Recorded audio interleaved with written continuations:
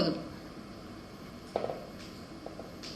మీకు చిత్తశుద్ధి ఉంటే టీడీపీ కార్యకర్తల సోషల్ మీడియా పోస్టులు అరాచకాలపై మేమిచ్చిన ఫిర్యాదులపై ఏం చర్యలు తీసుకున్నారో చెప్పాలి అని మేము డిమాండ్ చేస్తున్నాం. We are demanding that. ఎన్ని ఫిర్యాదులు ఇచ్చాం, వాటి సంగతి అసలు ఏమైంది? కనీసం అసలు ఒకటన్నా చదివారా లేదా డస్ట్బిన్లో పడేశారా మీరు ఆ కంప్లైంట్స్ అన్ని?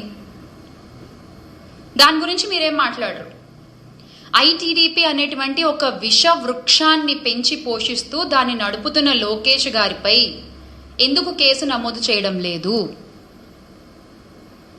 మహిళలు, చిన్నారులు, వైఎస్ఆర్సీపీలోని నాయకుల ఇళ్లలోని ఆడవాళ్లని ఎవరిని వదిలిపెట్టకుండా ఐటీడీపీ వాళ్ళు టార్గెట్ చేస్తున్నారే, వాళ్ళని మీరు ఎందుకు ఎంకరేజ్ చేస్తున్నారు? మీకు మహిళలంటే అంత గౌరవం, మహిళల రక్షణ పట్ల అంత బాధ్యత ఉందని మీరు అన్నారు కాబట్టి నేను ఈ రోజున మేము ఇవన్నీ అడగాల్సి వస్తుంది. ఒక ముఖ్యమంత్రిగా ఉన్న మా నాయకుడు వైఎస్ జగన్మోహన్ రెడ్డి గారిని ఉద్దేశించి సైకో అని వ్యాఖ్యానించిన చంద్రబాబు గారిపై కేసులు ఉండవా? మహిళల జోలికి వస్తే అదే లాస్ట్ డే అని చెప్పిన చంద్రబాబు నాయుడు గారు, పీపీపీ గారిపై కేసులు ఉండవా? టీడీపీ సైకోలపై చర్యలు ఎందుకు తీసుకోవట్లేదు? ఈ రాష్ట్రంలో ఆడపిల్లలకు అన్యాయం చేయాలనే ఆలోచన వస్తే అదే ఆఖరి రోజు అని చెప్పిన నాయకులపై కేసులు ఉండవా?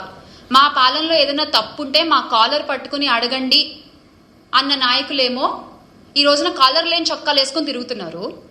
మహిళలపై అరాచకాలు చేసిన వాళ్ళేమో ఆ కాలర్ ఎగరేసుకుంటూ తిరుగుతున్నారు. వా, అసలు ఇది ఈ రోజునున్న పరిస్థితి. వైఎస్ఆర్సీపీ నాయకులను ఉద్దేశించి చెప్పు తీసుకుని కొడతానంటూ కామెంట్లు చేసిన డిప్యూటీ సీఎం పవన్ కళ్యాణ్ గారిపై మీరు ఏం చర్యలు తీసుకుంటారో చెప్పండి.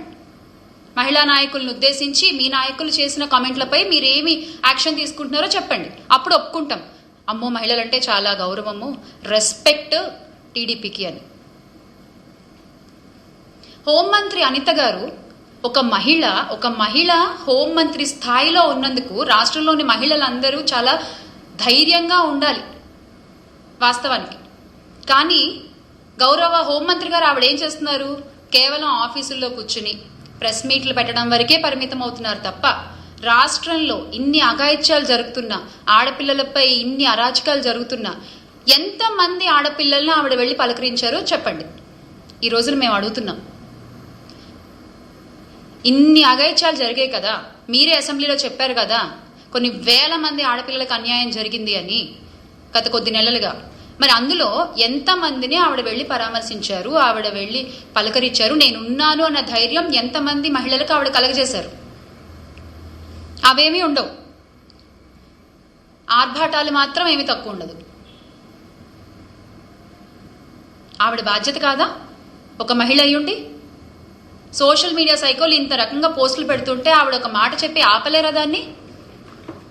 అలాంటివేమీ చేయరు. పోనీ మేము కంప్లైంట్స్ ఇస్తే ఆ కంప్లైంట్స్ ఏ స్టేజ్లో ఉన్నాయో వాటికి సమాధానం చెప్పరు.